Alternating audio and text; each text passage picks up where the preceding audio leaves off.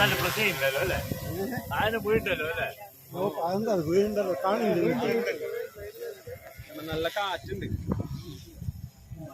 ഇല്ല അങ്ങോട്ടാക്കാം. മരങ്ങൾ ഓട്ടോമാറ്റിക് താത്തി അടിച്ചാൽ മതി.